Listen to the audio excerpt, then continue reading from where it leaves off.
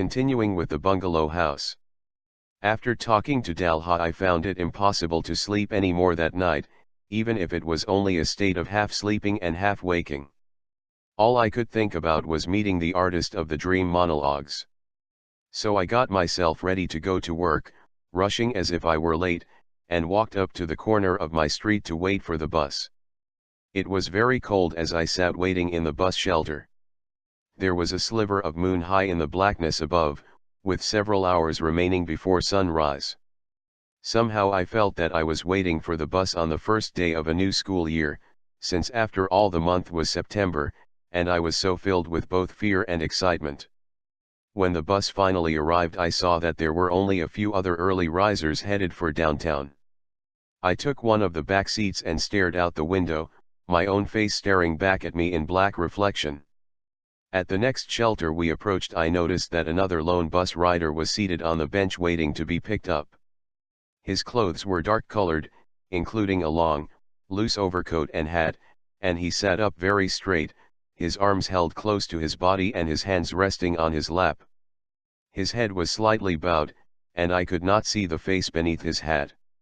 His physical attitude, I thought to myself as we approached the lighted bus shelter, was one of disciplined repose. I was surprised that he did not stand up as the bus came nearer to the shelter, and ultimately we passed him by. I wanted to say something to the driver of the bus, but a strong feeling of both fear and excitement made me keep my silence. The bus finally dropped me off in front of the library, and I ran up the tiered stairway that led to the main entrance. Through the thick glass doors I could see that only a few lights illuminated the spacious interior of the library. After rapping on the glass for a few moments, I saw a figure dressed in a maintenance man's uniform appear in the shadowy distance inside the building. I rapped some more and the man slowly proceeded down the library's vaulted central hallway. "Good morning, Henry," I said as the door opened. "Hello, sir," he replied without standing aside to allow my entrance to the library. "You know I'm not supposed to open these doors before it's time for them to be open. I'm a little early, I realize, but I'm sure it will be all right to let me inside. I work here, after all." "I know you do, sir. But a few days ago I got talked to about these doors being open when they shouldn't be. It's because of the stolen property." "What property is that, Henry?" "Books." "No, sir. I think it was something from the media department. Maybe a video camera or a tape recorder. I don't know exactly." "Well, you have my word, just let me through the door and I'll go right upstairs to my desk. I've got a lot of work to do today." Henry eventually obliged my request, and I did as I told him I would do. The library was a great building as a whole, but the language and literature department, second floor, was located in a relatively small area, narrow and long, with a high ceiling and a row of tall, paned windows along one wall. The other walls were lined with books, and most of the floor space was devoted to long study tables. For the most part, though, the room in which I worked was fairly open from end to end. Two large archways led to other parts of the library, and a normal-sized doorway led to the stacks where most of the bibliographic holdings were stored, millions of volumes standing silent and out of sight along endless rows of shelves. In the pre-dawn darkness, the true dimensions of the language and literature department were now obscure. Only the moon shining high in the blackness through those tall windows revealed to me the location of my desk, which was in the middle of the long narrow room. I found my way over to my desk and switched on the small lamp that years ago I had brought from home. Not that I required the added illumination as I worked at my desk at the library, but I did enjoy the bleakly old-fashioned appearance of this object. For a moment I thought of the bungalow house where none of the lamps were equipped with light bulbs and moonlight shone through the windows upon a carpet littered with vermin. Somehow I was unable to call up the special sensations and mental state that I associated with this dream monologue, even though my present situation of being alone in the language and literature department some hours before dawn was intensely dreamlike. Not knowing what else to do, I sat down at my desk as if I were beginning my normal workday. It was then that I noticed a large envelope lying on top of my desk, although I could not recall its being there when I left the library the day before. The envelope looked old and faded under the dim light of the desk lamp. There was no writing on either side of the envelope, which was bulging slightly and had been sealed. "Who's there?" A voice called out that barely sounded like my own. I had seen something out of the corner of my eye while examining the envelope at my desk. I cleared my throat. "Henry?" I asked the darkness without looking up from my desk or turning to either side.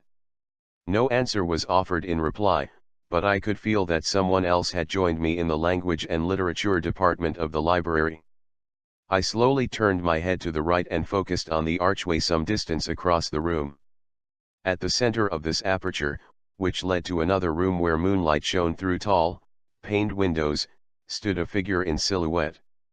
I could not see his face but immediately recognized the long, loose overcoat and hat. It was indeed the statue-like individual whom I had seen in the bus shelter as I rode to the library in the pre-dawn darkness. Now he was there to meet me that day in the library, as he had told Dalha he would do.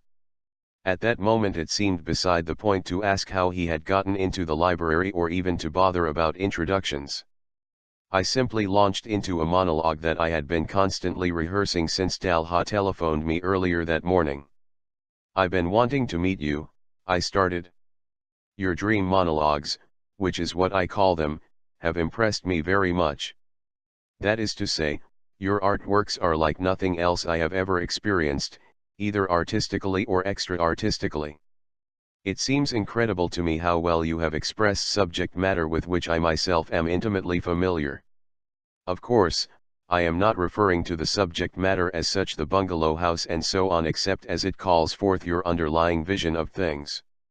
When in your tape-recorded monologues your voice speaks such phrases as infinite terror and dreariness or ceaseless negation of color and life, I believe that my response is exactly that which you intend for those who experience your artworks."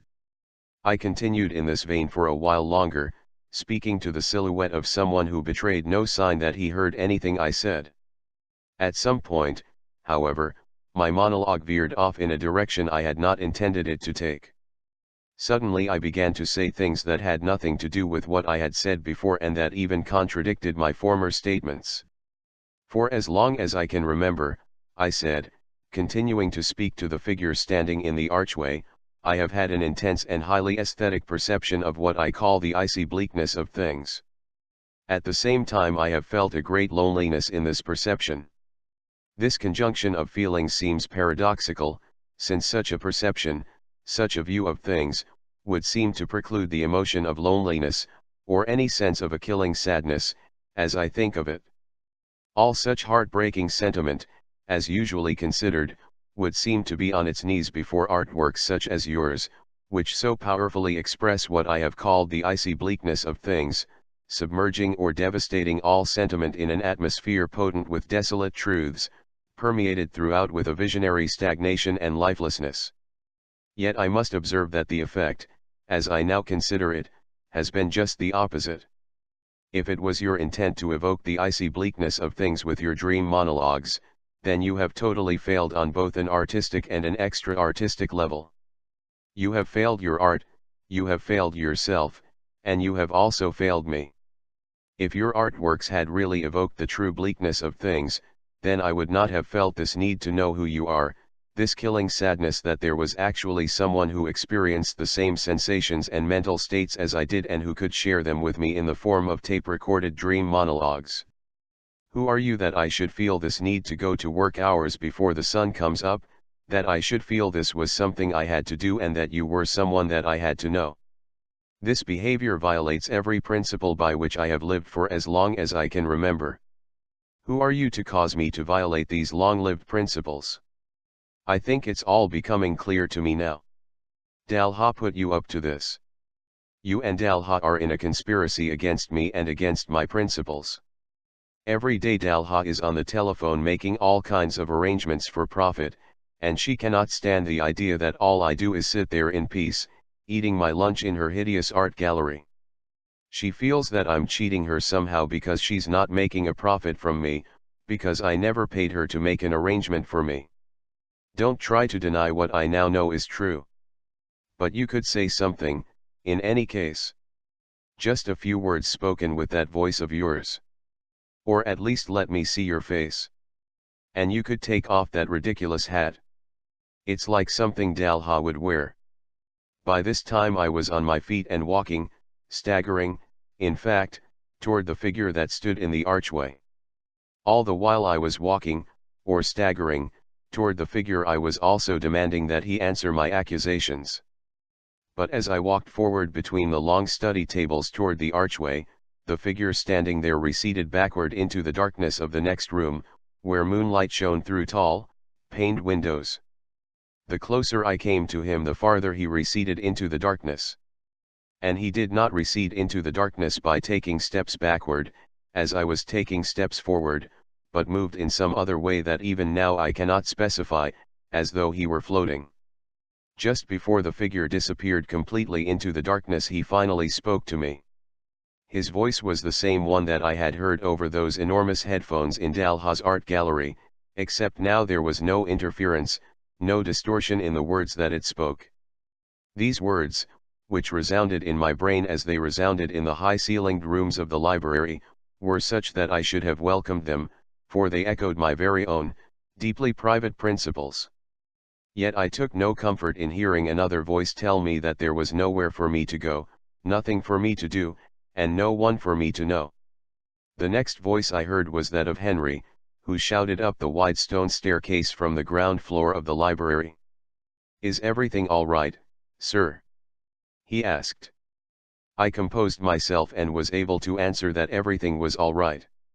I asked him to turn the lights on for the second floor of the library. In a minute the lights were on, but by then the man in the hat and long, loose overcoat was gone. When I confronted Dalha at her art gallery later that day, she was not in the least forthcoming with respect to my questions and accusations. "You're crazy," she screamed at me. "I want nothing more to do with you." When I asked Dalha what she was talking about, she said, "You really don't know, do you? You really are a crazy man. You don't remember that night you came up to me on the street while I was waiting for a cab to show up?" When I told her I recalled doing nothing of the kind, she continued her anecdote of that night, along with an account of subsequent events. "I'm standing there so drunk I can hardly understand what you're saying to me about some little game you are playing.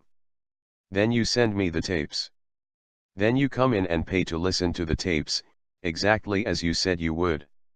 Just in time I remember that I'm supposed to lie to you that the tapes are the work of a white-haired old man, when in fact you're the one who's making the tapes. I knew you were crazy, but this was the only money I ever made off you, even though day after day you come and eat your pathetic lunch in my gallery. When I saw you that night, I couldn't tell at first who it was walking up to me on the street. You did look different, and you were wearing that stupid hat. Soon enough, though, I can see that it's you. And you're pretending to be someone else, but not really pretending, I don't know. And then you tell me that I must destroy the tapes, and if I don't destroy them something will happen. Well, let me tell you, crazy man," Dalha said, "I did not destroy those tape recordings. I let all my friends hear them. We sat around getting drunk and laughing our heads off at your stupid dream monologues. Here, another one of your artworks arrived in the mail today," she said while walking across the floor of the art gallery to the tape machine that was positioned on the small plastic table. "Why don't you listen to it and pay me the money you promised? This looks like a good one," she said, picking up the little card that bore the title of the work. "The bus shelter," it says. "That should be very exciting for you, a bus shelter. Pay up." "Dalha," I said in a laboriously calm voice, "please listen to me. You have to make another arrangement. I need to have another meeting with the tape recording artist. You're the only one who can arrange for this to happen. Dalha, I'm afraid for both of us if you don't agree to make this arrangement. I need to speak with him again." "Then why don't you just go talk into a mirror? There," she said, pointing to the curtain that separated the front section from the back section of the art gallery. Go into the bathroom like you did the other day and talk to yourself in the mirror. I didn't talk to myself in the bathroom, Dalha. No. What were you doing then? Dalha, you have to make the arrangement. You are the go-between. He will contact you if you agree to let him. Who will contact me? This was a fair question for Dalha to ask, but it was also one that I could not answer. I told her that I would return to talk to her the next day, hoping she would have calmed down by then. Unfortunately, I never saw Dalha again. That night she was found dead on the street. Presumably she had been waiting for a cab to take her home from a bar or a party or some other human gathering place where she had gotten very drunk. But it was not her drinking or her exhausting bohemian social life that killed Dalha. She had, in fact, choked to death while waiting for a cab very late at night. Her body was taken to a hospital for examination. There it was discovered that an object had been lodged inside her. Someone, it appeared, had violently thrust something down her throat. The object, as described in a newspaper article, was the small plastic arm of a toy doll. Whether this doll's arm had been painted emerald green, or any other color, was not mentioned in the article. Surely the police searched through Dalhati Fine Arts and found many more such objects arranged in a wire wastebasket, each of them painted different colors. No doubt they also found the exhibit of the Dream Monologues with its unsigned artworks and tape recorder stolen from the library. But they could never have made the connection between these tape-recorded artworks and the grotesque death of the gallery owner. After that night I no longer felt the desperate need to possess the monologues, not even the final bus shelter tape, which I have never heard. I was now in possession of the original handwritten manuscripts from which the tape-recording artist had created his dream monologues and which he had left for me in a large envelope on my desk at the library. Even then he knew, as I did not know, that after our first meeting we would never meet again. The handwriting on the manuscript pages is somewhat like my own, although the slant of the letters betrays a left-handed writer, whereas I am right-handed. Over and over I read the dream monologues about the bus shelter and the derelict factory and especially about the bungalow house, where the moonlight shines upon a carpet littered with the bodies of vermin. I try to experience the infinite terror and dreariness of a bungalow universe in the way I once did, but it is not the same as it once was. There is no comfort in it, even though the vision and the underlying principles are still the same. I know in a way I never knew before that there is nowhere for me to go, nothing for me to do, and no one for me to know. The voice in my head keeps reciting these old principles of mine. The voice is his voice, and the voice is also my voice. And there are other voices, voices I have never heard before, voices that seem to be either dead or dying in a great moonlit darkness. More than ever, some sort of new arrangement seems in order, some dramatic and unknown arrangement, anything to find release from this heartbreaking sadness I suffer every minute of the day and night, this killing sadness that feels as if it will never leave me no matter where I go or what I do or whom I may ever know.